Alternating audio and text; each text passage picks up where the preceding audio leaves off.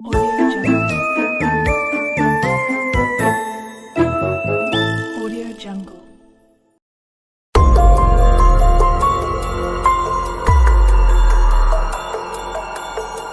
दुनिया के इतिहास में बहुत सी ऐसी दुर्घटनाएं हुई है जिसमें जिंदा बचे लोगों को विपरीत परिस्थितियों का सामना करना पड़ा है।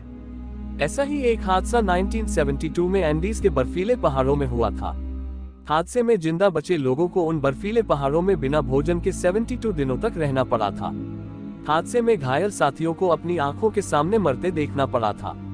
इतना ही नहीं, जिंदा रहने के लिए अपने ही साथियों की लाशों को खाना पड़ा था। इतिहास में यह बेहद ही दुखद दुर्घटना 1972 एंडीज फ्लाइट डिजास्टर या मिरेकल ऑफ एंडीज के नाम से विख्यात है।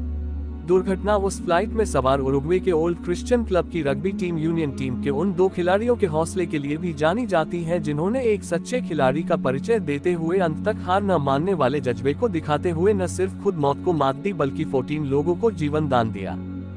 यह दर्दनाक विमान दुर्घटना 13 अक्टूबर 1972 हुआ था। इसका शिकार हुई थी उरुग्वे के ओल्ड क्रिश्चियन क्लब की रग्बी टीम चिली के सैंटियागो में मैच खेलने जा रही थी।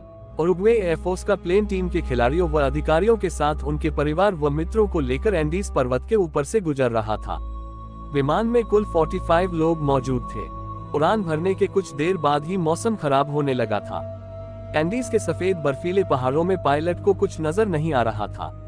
करीब 14,000 फीट की ऊंचाई पर पायलट अपनी पोजीशन मिस कर गया और एक ही पल में एयरक्राफ्ट एंडीज पर्वत की एक चोटी से टकरा गया।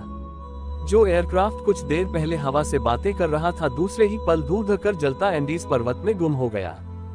इस भीषण हादसे में 18 लोगों की जान गई थी। वहीं शेष बचे 27 लोग जैसे तैसे बच तो गए, लेकिन एंडीज की हाड़ कपकपा देने वाली बर्फ के बीच जिंदगी उनके लिए मौत से बदतर साबित हो रही थी। बचे हुए लोगों के पास ना खाने को था और ना ही पीने के लिए पानी। दूर दूर तक सिर्फ बर्फ ही बर्फ।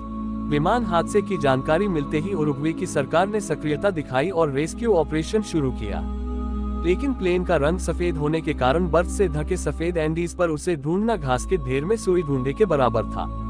करीब 10 दिनों तक असफलता हाथ लगने के बाद सरकार ने दिन रेस्क्यू ऑपरेशन बंद कर दिया गया। कारण था कि एंडीज के विषम मौसम में बिना खाना पानी के किसी का भी इतने दिनों तक जिंदा रहना मुमकिन नहीं है। उधर दूसरी तरफ बचे हुए 27 लोगों में से कुछ घायल लोग और मर गए। शेष अन्य बचे लोगों ने अपने पास उपलब्ध भोजन को छोटे छोटे हिस्सों में बांट दिया ताकि वो ज्यादा दिन तक चल सके। पानी की कमी को दूर करने के लिए उन्होंने प्लेन में से एक ऐसे मेटल के टुकड़े को निकाला जो कि धूप में बहुत जल्दी गर्म हो सके, जिसके बाद उस पर बर्फ रखकर उसे पिघला कर पानी इकट्ठा करने लगे। इससे उनकी पानी की समस्या तो बिल्कुल हल हो गई, पर कुछ ही दिनों में भोजन समाप्त हो गया। जब अंत में कोई रास्ता नहीं दिखा तो इन लोगों ने अपने साथियों की लाश के टुकड़े कर ही खाना शुरू कर दिया।